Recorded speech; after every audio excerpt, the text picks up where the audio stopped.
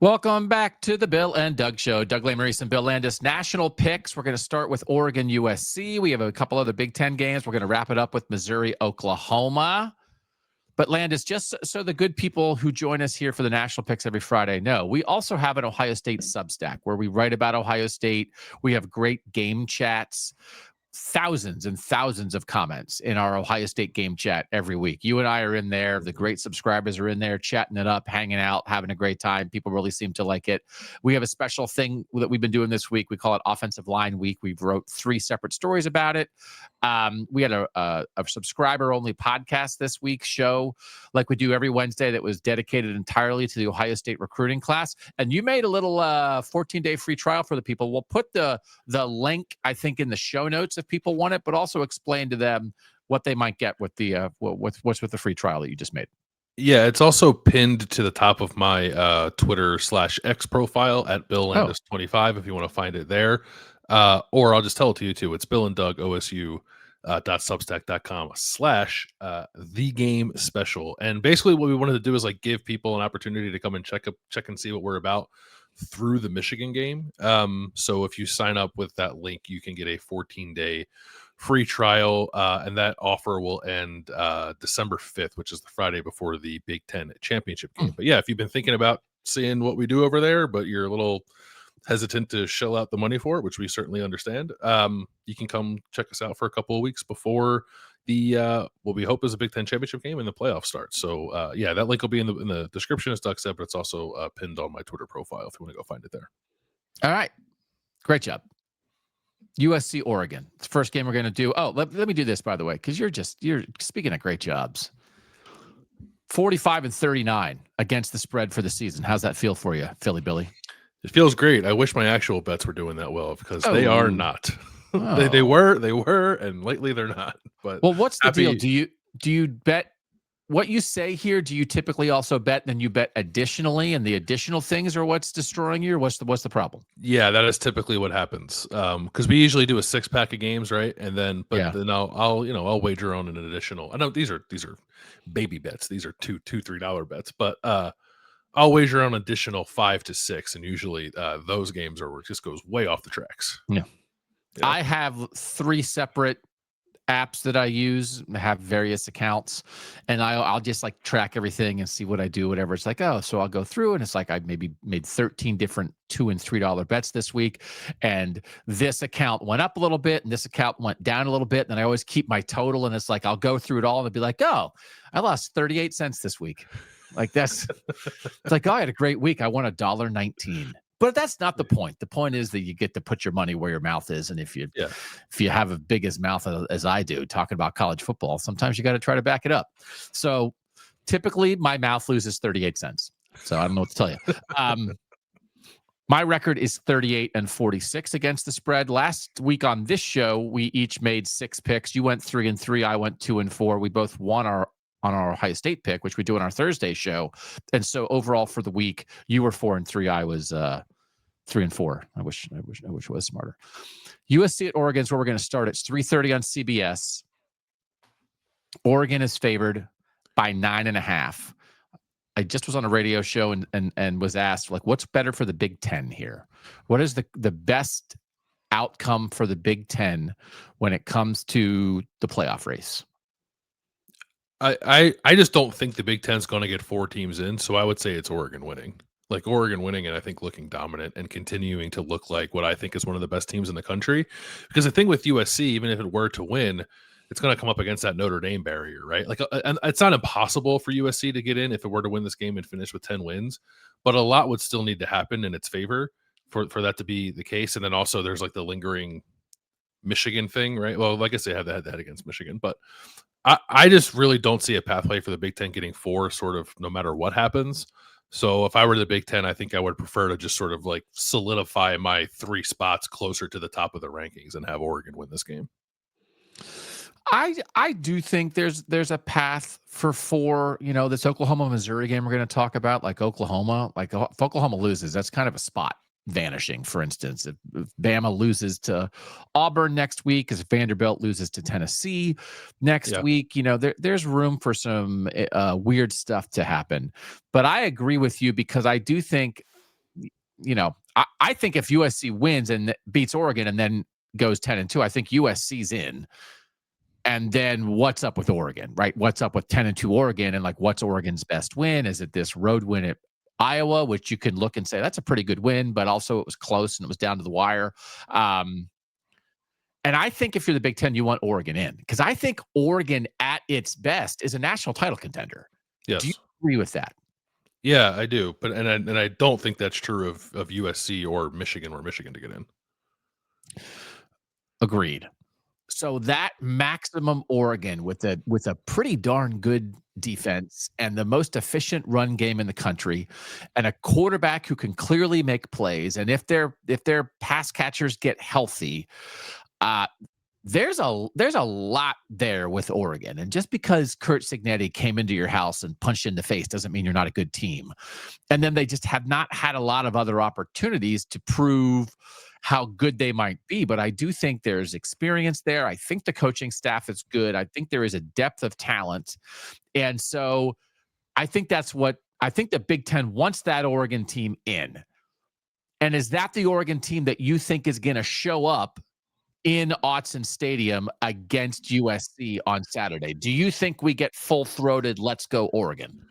Well, what's going on at receiver with Oregon? I don't know, right? Like, health wise, probably not. So, but I also don't think it matters necessarily in this game. Yep. This game actually feels like pretty simple to me. I was reading the game picks of the great John Canzano, Portland, Oregon based fantastic sports columnist who knows Oregon and knows West Coast football as well, if not better than anybody. And he was just sort of like, USC stinks on the road, they can't stop the run, and Oregon runs the ball on everybody. And that's sort of that's sort of how I feel about this game too. So will we get the full Oregon? I'm not entirely sure. That's part of what makes Oregon interesting. I don't know that we'll see that the rest of the way as they continue to get healthy. But then think about what the team could look like once it shows back up on our radars for its first playoff game, which could be a home game at Autzen Stadium in the middle of December. And that to me is a very dangerous team. I don't think that's the mode they're in right now, but I don't think they need to be in it to beat USC this week or to beat Washington next week. I just, like, if this game was in LA, maybe I'd feel a little differently, but it's not, because USC is a very different team when it plays at home.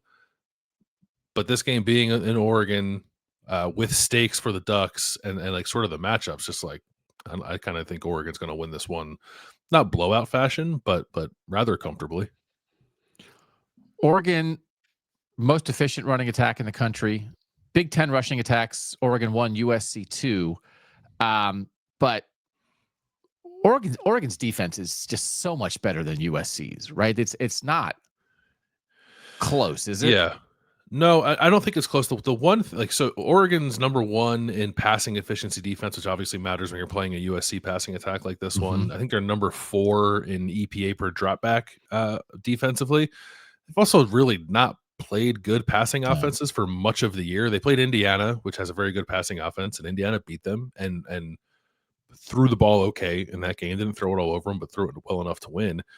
And then probably the second best passing offense Oregon has played is Rutgers, which is an entirely shut down. But this is different, obviously. Like USC with Jada Maeva and Mekhi Lemon is not nearly comparable to Rutgers. It's significantly better. So like that could be a thing that maybe we perhaps just don't know or have a great feel for yet with Oregon's defense, is like, how good is the pass defense really?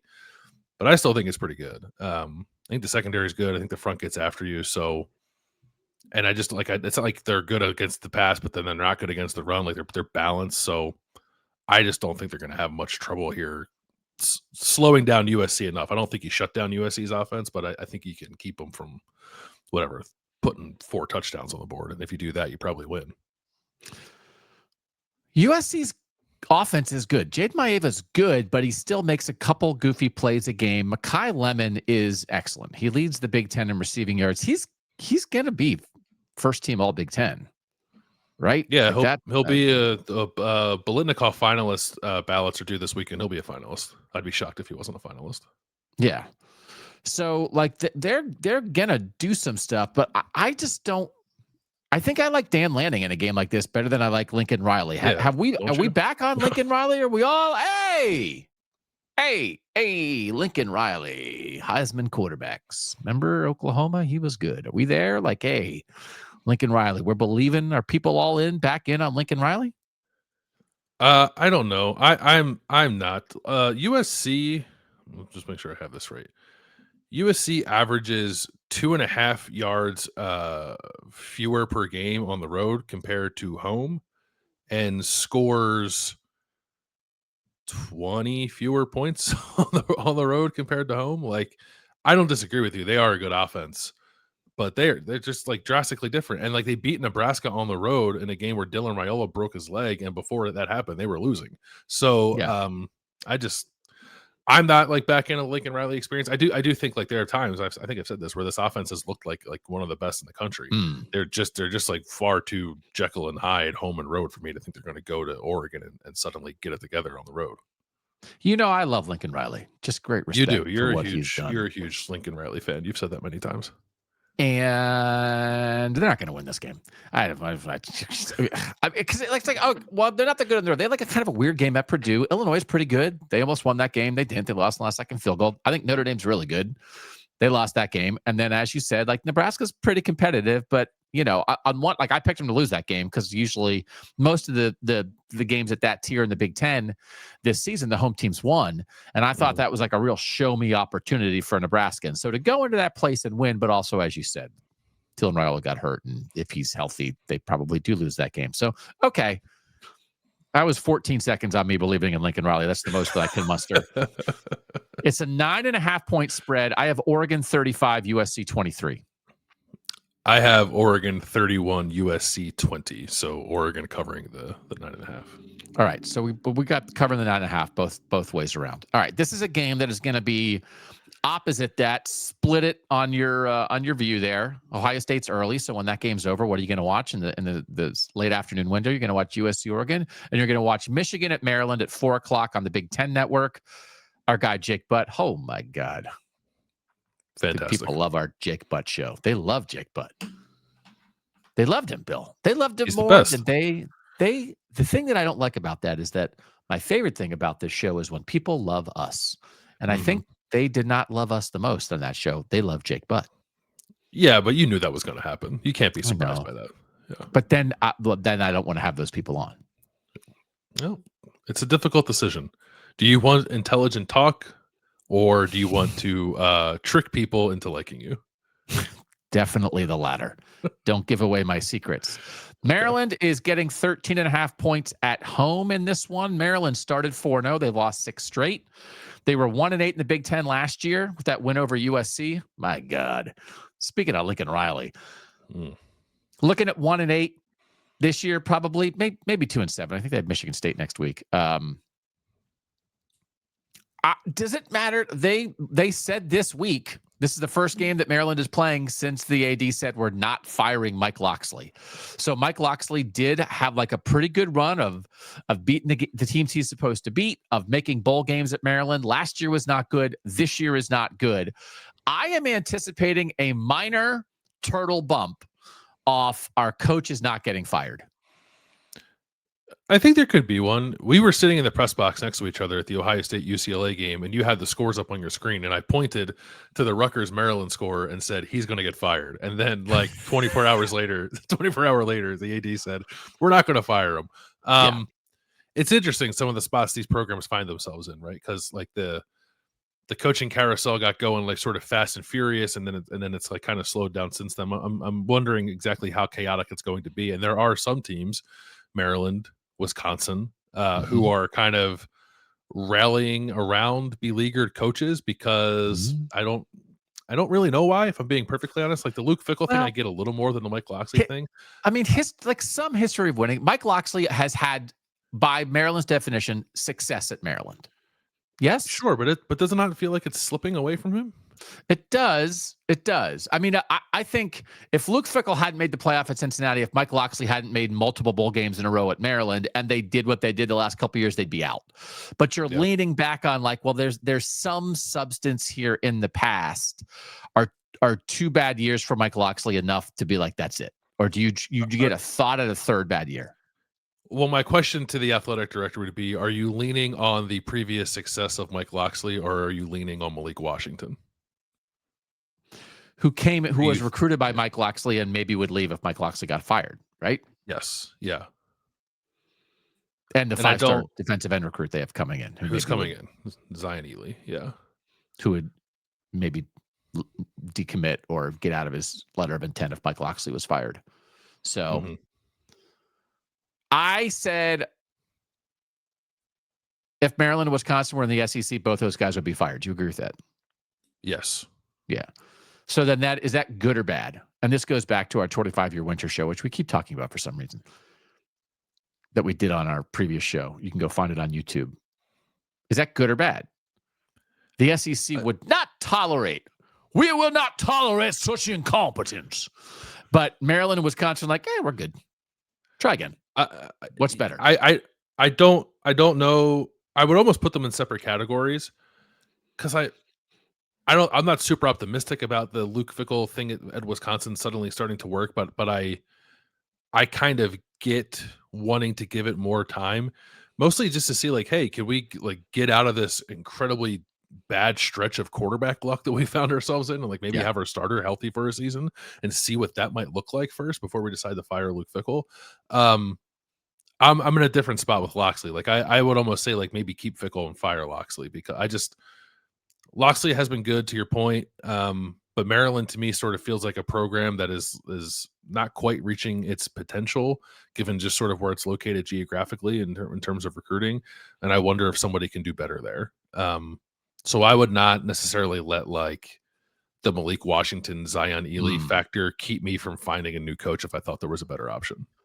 I do wonder if their best chance to win though is years 3 and 4 of Malik Washington, right? Yeah. Which is quite a thing. It's like quite a strategy by a head coach. It's like, what I'm going to do is I'm going to get a pretty good recruit at quarterback, and then I'm going to play him as a freshman. And I'm going to be like, yeah. But you're going through the bumps of Malik Washington. No one is shocked that you're going through some bumps with Malik Washington, but you hope you come out the other side and say like, holy moly, by the time this guy's a junior or a senior and has 30 starts under his belt, this is the best quarterback play that Maryland's ever seen.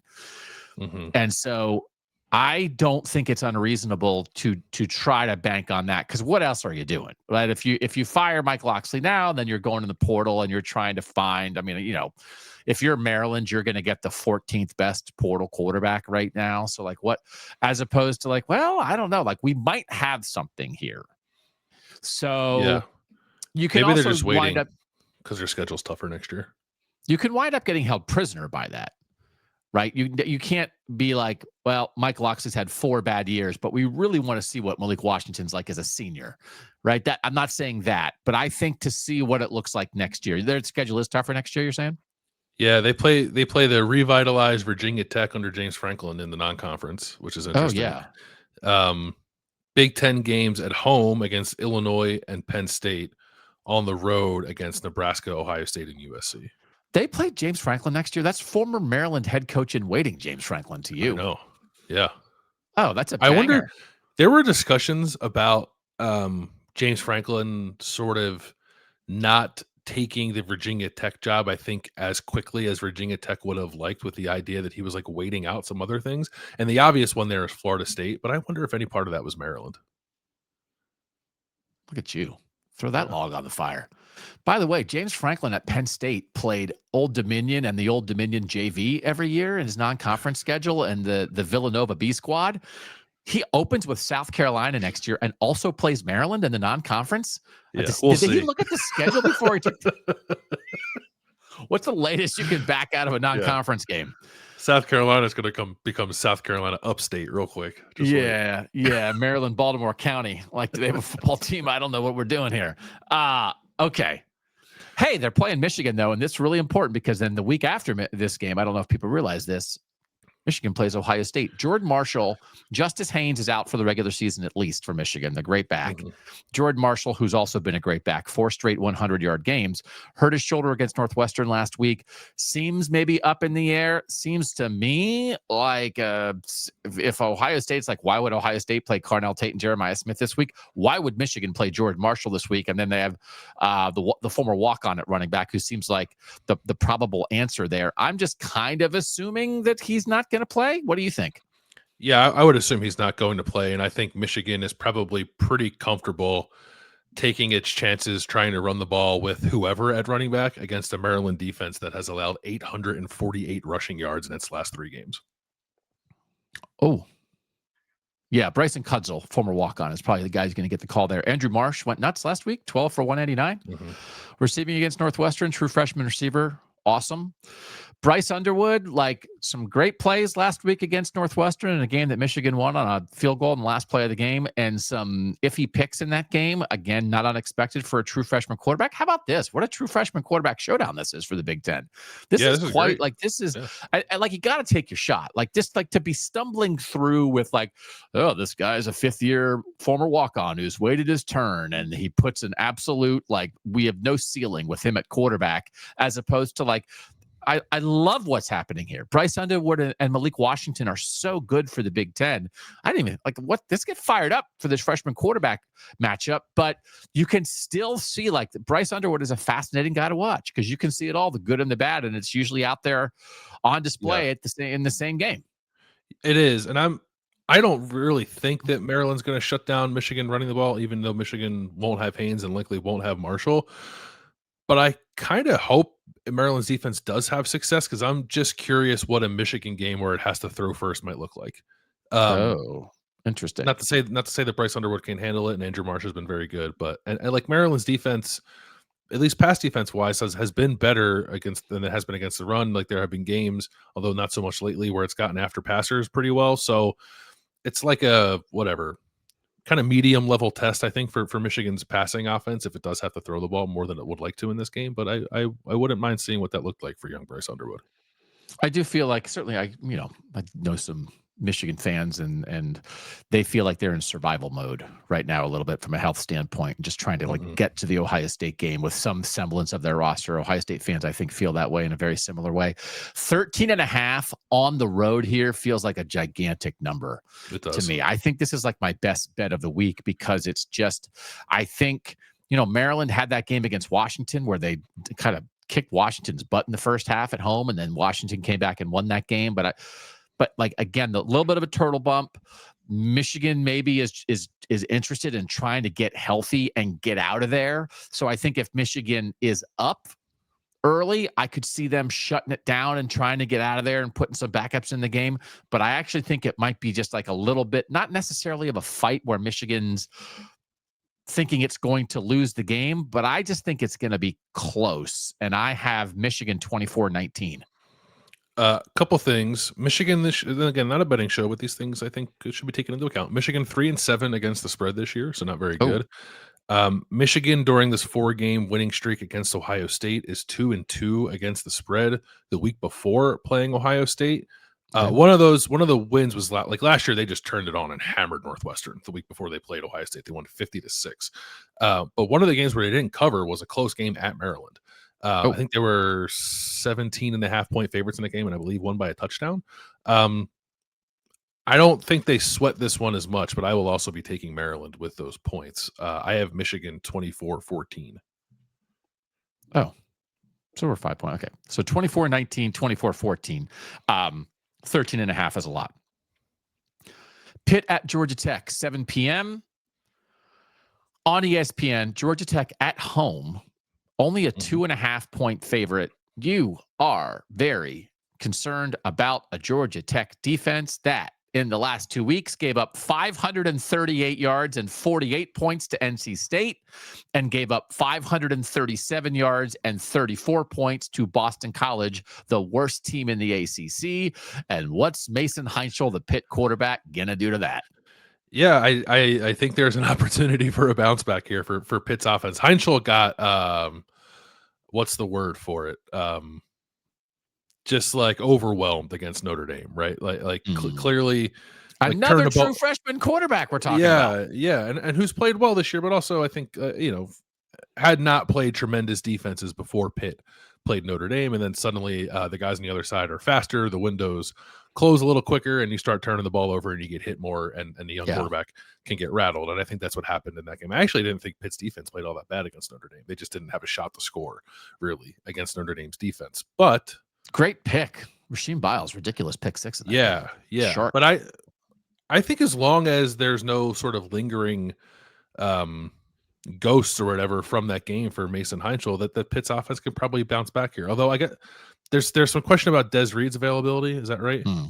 I think he's like on the injury report, and like probable maybe, but okay. If they have him, like I think they're going to score. And the total is 61.5. So the people who make the lines think both teams are going to score in this game. Yeah, I don't know. Like 61.5. Okay, 61.5. Yeah. Okay. Georgia Tech's defense has been slightly better at home than it has been on the road, where it was the last two games that you mentioned, but it's not like it's been significantly better or like even good when they've been at home. So yeah, this feels like a high scoring game to me. I have a question for you. Should Haynes King win the Heisman? I think he's in the mix. Yeah, it'll depend, right? Like if Georgia Tech gets itself to the ACC title game, and certainly if Georgia Tech were to beat Georgia, I think he is squarely in the conversation. Like I like Haynes King as a Heisman guy much more than I like Diego Pavia, for instance. Correct.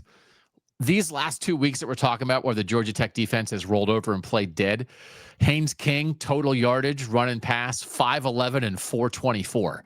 He is willing Georgia Tech to victory. He I think has 14 rushing touchdowns. I think he has 10 passing touchdowns and 2 picks on the season. And so like I like that. And again, this is one of those. Haynes King is a 6th-year guy. This is one of those, like, guess who gets to New York sometimes? Old quarterbacks. Yep. It's a 6th-year guy versus a 1st-year guy. Haynes King could babysit Mason Heinchel legitimately. Like 17 years old to 11 years old, that's a babysitting situation. So I like Georgia Tech for that reason, and I think I would like the over like quite a bit. 61.5 feels like not enough for a Georgia Tech defense that hasn't stopped anybody. I think Pitt, off that Notre Dame loss, is probably going to come in with a little juice. This is the ACC stuff. They're both in the mix for the ACC championship game here. But 2.5, I'm going to believe in like maybe a game into the fourth quarter. But if someone has their ball in the hands and the ball in their hands in the fourth quarter to go win the game, I'll take the old guy. So I'm going to take Georgia Tech 38-30. Haynes King is 24. Mason Heinchel is 18. Okay. So 6-year age difference. We got a babysitting situation. Babysitting alert. I have felt looking at these last 3 games for Pitt, not believing that Pitt was going to find itself in the ACC title game, but that it was going to have a role to play in someone else's postseason fate. And clearly that's not Notre Dame. It very well could be Miami next week. But I'm going to pick it to be here. Okay. I think Pitt's defense gets after Haynes King a little bit, and I have Pitt winning 35-31. Let's watch this game. You want to watch this game? I do, very much so. Yeah. Let's watch football. Opposite this game on NBC, it's Nebraska at Penn State, 7 p.m. Penn State at home, favored by 8.5. Penn State is 4-6, 1-6 in the Big Ten. Got its first Big Ten win against Michigan State last week. Nebraska's 7-3, 4-3 in the Big Ten. This game is the game before the season that I think we thought would be what the USC-Oregon game actually is. Yeah. Because I think if you would have, like, before the season, what do you think this game is? It's like, is it 9-1 Penn State hosting 8-2 Nebraska with playoff implications for both teams, which is exactly what Oregon-USC is. And instead, James Franklin's fired, Drew Aller is out, Dylan Raiola is out. And it's kind of weird that we're at this point. But I also find it weird that Penn State is this much of a favorite at home when Nebraska is coming off an open week and had extra time to help TJ Lateef, their young backup quarterback, who has actually done a pretty darn good job since Dylan Raiola got hurt. They gave him an extra week to like game plan around his strengths. And, Matt Rule was talking this week that he feels like Nebraska's pass defense is pretty good and their run defense is bad. And Nick Singleton a little bit, but primarily Katron Allen will run it right up your nose if you have a bad run defense. So that's certainly in play here. But I don't know that I think that like Penn State is fixed just because it beat Michigan State. And actually right now, if you're taking a backup quarterback, I might take TJ Lateef over Ethan Gruckmeyer. So I'm a little surprised where this number is. As am I. I think, and I've seen this be pointed out primarily as people are having conversations like about the SEC and the Big Ten and their respective qualities, that Penn State remains like a top 25 sort of like power rated advanced stat kind of team because of, I'm assuming, preseason prior still being baked in at least a little bit, but also the talent on the roster. So I'm sure that contributes to this, but that feels like a gigantic number to me for the state of these two teams. And if any of that is based on Penn State, like getting back on the horse last week and beating Michigan State, I don't think you understand how bad Michigan State is if you believe that's the case, because they're quite bad. And I'm not like, whatever, great win for Penn State. They can still get to a bowl game if they win these next two games against is it Nebraska and Rutgers, right? Yeah. Two absolutely winnable games for Penn State. But I also like, I have no feel for what level of motivation, if any, that inspires in Penn State. I think Terry Smith would love to get Penn State to a bowl game, but I kind of think Penn State would, like, sort of like administration wise, would kind of just rather get the season over with and move on with whoever the next head coach is going to be. And are the players who were a drive away from playing for a national title last year, like, really all that motivated by getting the bowl eligibility?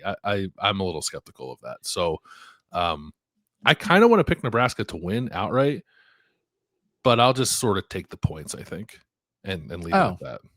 I'll pick Nebraska to win outright. I'll pick Nebraska 23-20. Okay, I have Penn State 24-20, but absolutely Nebraska can win. And because the other thing, like, and you tell me if you agree with this, I didn't look anything up, just sort of anecdotal, having watched Jim Knowles' defense play for a lot of years. Like, running quarterback against Jim Knowles' defense feels like he has some trouble sometimes. And Lateef can run. So, yeah, Nebraska can definitely win. And as good as Kytron Allen is for Penn State, like Emma Johnson from Nebraska is the best back in this game. Yes. Yeah, I would agree with that. And so, like, talking about like the coach stuff. So James Franklin got introduced as a Virginia Tech head coach this week. Obviously, everybody knows that. But there's already like Penn State people who were still on the staff who were James Franklin's people, who have now vanished and are clearly going to work for him at Virginia Tech now that he officially has a job. So like that's happening in the building.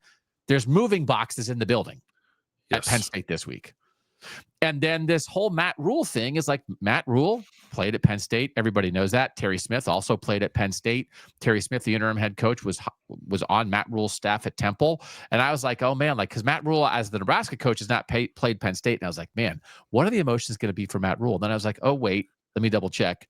When he was at Temple, he beat Penn State in Philly in Lincoln Financial Field to open the 2015 season, James Franklin's second year. And in 2014 and 2016, he took Temple to Beaver Stadium and lost to Penn State. But in 2016, when Penn State won the Big Ten, Temple played him a 7-point game in Beaver Stadium. So like whatever that, he was talking this week that, he doesn't think there'll be that many emotions, but like there are people that were important to him. He was walk-on at Penn State, grew up in State College, and like people who were around 10 years ago, for instance, when he was having those games against Penn State, grandparents, aunts, uncles, those kind of people, some of them are gone now. So he remembers how important that was to them back then. But I didn't know how to play that angle. I was like, he's been there. Because even though I was like, well, he beat him in Philly, but has he ever coached in Beaver Stadium? It's like, yeah, he'd done it twice. It's like, okay. So then I think Matt Rule can just go in and try to get the best out of Nebraska. And they had a bye week to plan stuff. And I think they're going to win.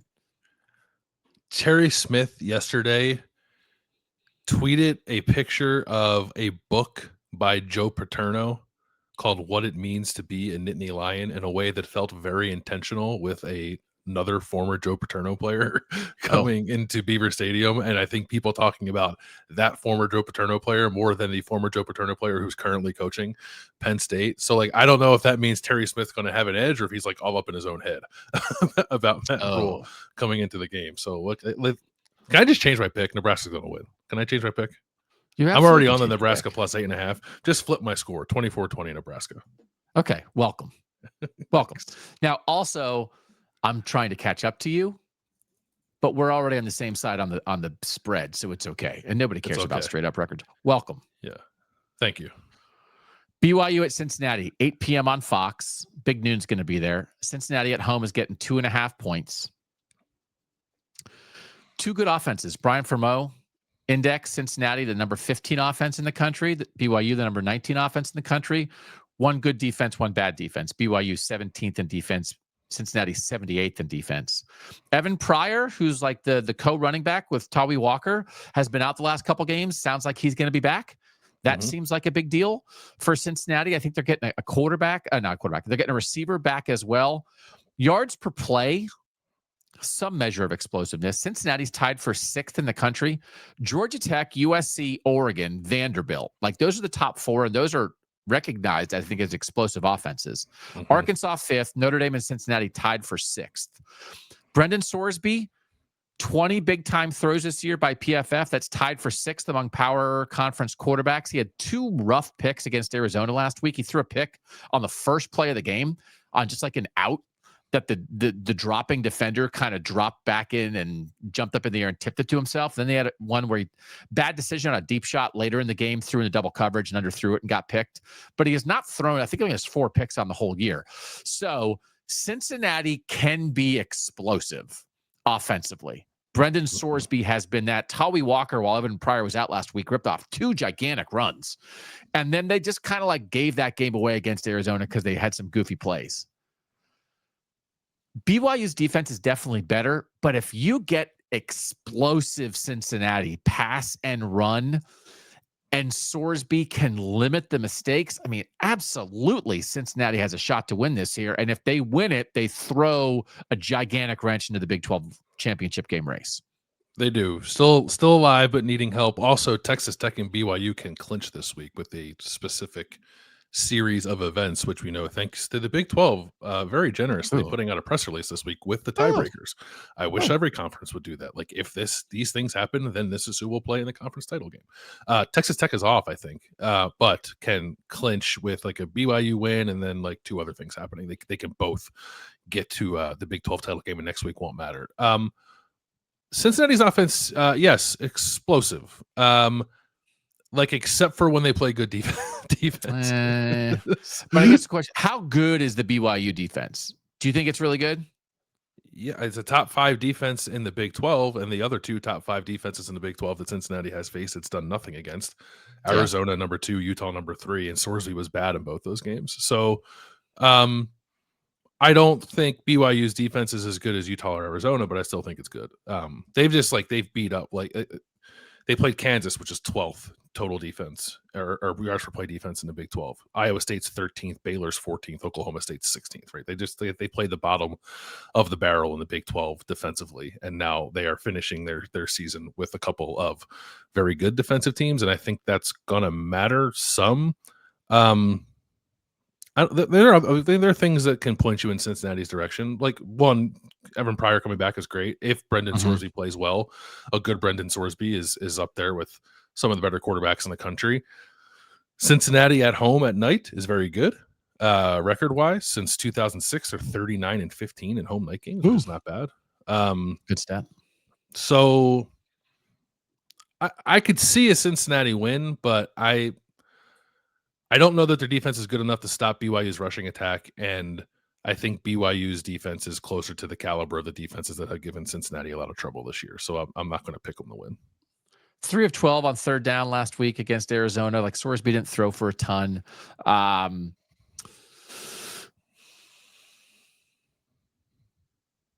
still not sure how good BYU is. I don't know why I'm pulled back from that. They certainly I thought they got outplayed in the Utah game, and Utah made some dumb decisions, and they won that game. They kind of got steamrolled by Texas Tech, and that was like kind of like a big game for them. They played a couple other close games. They're also playing a true freshman quarterback, Bear Bachmeier, who has played really well. But again, it's like you're taking this showdown. He has like more. I think he has 10 turnover worthy plays this season, and Sorsby has like 4. Like which QB are you rolling with in this game? This is, I think, moderately similar to Haynes King versus Mason Heinschel. Like the true freshman quarterbacks have played very well, but Haynes King and Brendan Sorsby are very high on the list of strap a team to a quarterback and see if this guy can try to win this thing by himself. And then both those quarterbacks are home. And so I picked Georgia Tech to win. I'm going to pick Cincinnati to win. Cincinnati 30-27. Two more things I want to mention. Scott Satterfield at Louisville and Cincinnati, 4-8 against ranked teams. Kalani 4 wins. Congratulations. Yeah, not bad. Better than I thought he would be, honestly. Kalani Sitake at BYU, 10-14 against ranked teams, but he's 0-4 against ranked teams on the road since joining the Big 12. So looking for his first, or I guess not ranked, but just like whatever, big games. I'm picking BYU 31-28. So that's a cover as well. Cover as well. 2.5, right? Yeah. Yeah, 2.5. Yeah, two good, like 2.5 point games. I was going through I wrote it down, but now I'll see if I can find it. It is a weird schedule this week because when you look at the top 10 in the playoff rankings, a bunch of them are off, and then a bunch of other of them are playing like 30-point games. And so it can get like it's a pretty non-competitive week high in the playoff rankings other than USC Oregon. But these Pitt-Georgia Tech game and this, I don't have it, of course. This Pitt-Georgia Tech game and this Cincinnati-BYU game are really vital. But, while you're looking at, okay, I do have it. Top 10 in the college football playoff rankings. Ohio State is favored by 31.5. Indiana's off. Texas A&M is favored by 54.5. Georgia's favored by 43.5. Texas Tech is off. Ole Miss is off. Oregon plays USC. Oklahoma plays Missouri. Notre Dame's favored by 35.5, and Bama's favored by so much over Eastern Illinois that I couldn't find a line. It's because it's an FCS game. It'll be out. Yeah, tomorrow. So that's like 5 of the top 10 in the college football playoff rankings are favored by 30 or more, and 3 of them are off, and the other 2 are playing ranked opponents. So like that's what this week is. Isn't it weird? I mean, I guess it's weird. It's planned. Well, yes, it is weird, but also shout out to everyone who's not in the SEC for aligning their schedule with the SEC's annual week of playing a bunch of patsies. Yeah, but like Indiana, I mean, I do think it's weird. Like it's a 2-bye schedule, but it is weird to not be playing this week. This late in the season. Like, wow. I do think everyone should be playing in November. I don't think there should be buys in November. Like you could have probably used that a couple weeks ago. Rest your guys up, and now it's like Indiana can get loaded up for Purdue. It's like, okay, I don't know. I don't know why Texas Tech, Ole Miss, and Indiana are all off this week. Okay, so we're split on that. One BYU pick and one Cincinnati pick. And the last game that we will pick is an SEC game. This is back at noon. This is Missouri at Oklahoma, noon on ABC. Oklahoma at home, favored by 6.5. Bo Perbula, the Missouri quarterback who's been hurt, I think for the last 3 games, went from doubtful to possible. No, what was the word? Doubtful to questionable on Thursday night on the injury report. He dislocated his ankle on October 25th. Missouri was 6-1 with a 3-point loss to Alabama with him. He got hurt in the third quarter of the loss to Vanderbilt in a close game. Then they lost, and then they lost to Texas A&M, and they beat Mississippi State last week. So him being back would be a huge deal. I'm at Hardy for Missouri, who's one of the best backs in the country. 25 carries for 300 yards last week.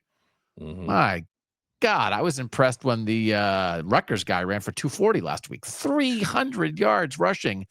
If Bo Perbula plays, I think Missouri could win. I think Missouri could win. Great matchup of Ahmad Hardy, basically like as an individual against Oklahoma's rushing defense collectively. Maybe the best rushing defense in the country. If it's certainly the best rushing defense in the SEC. I'm just sort of in a mode, and this influenced my Pitt pick as well because Brent Key's name at Georgia Tech has come up for some other jobs. I'm in like fade every coach whose name is being thrown around for jobs mode, and that would include Eli Drinkwitz at Missouri. Oh, what about fade every team that just got outgained by Alabama by 200 yards but won anyway and is flying high even though they maybe shouldn't be? No, I'm very much in favor of that too. Oklahoma's offense is not good, but I don't. Its defense is so good that sometimes, and a lot of times this year, it hasn't mattered. But another game where I could absolutely see that the underdog winning, Missouri. I'm not picking them to win, but I think they could win. Just shout out to the SEC teams being saved by the North, by the way. Bo Pribula, former Penn State backup. John Mateer, the Oklahoma quarterback, former Washington State starter. And where would the SEC be without Penn State's backups and Washington State's players? So congratulations to the SEC for just scooping up the best of the North. I'm just going to guess that Pribula plays, like that he wants to get back involved in a big-time game like this. This is a playoff spot. If Oklahoma wins out, they're in. If they lose this, they're out. And like there's enough teams. This is big for Vandy. This is big for Miami. This is big for Alabama potentially, because like if 2-loss Alabama, even with a head-to-head loss to Oklahoma, is probably going to get in ahead of 3-loss Oklahoma. And if we've outlined various scenarios we did on our Tuesday night playoff show, where if Texas Tech gets upset in the Big 12 title game and all of a sudden they're a bid stealer there, like it could get dicey for a team like Alabama. This is big potentially depending what happens in the USC-Oregon game. So anybody in the playoff race is rooting pretty hard for Missouri here, right? Yeah, I would think so. Yeah. And are Brent Venables and the fellas up to the task? Riding high off a season-defining and season-changing win, are they sure they're not going to fall on their face the next week? I'm not sure, but I'm gonna pick them to find a way. Look at you. I think if Bo Pribula doesn't play, Missouri might get shut out.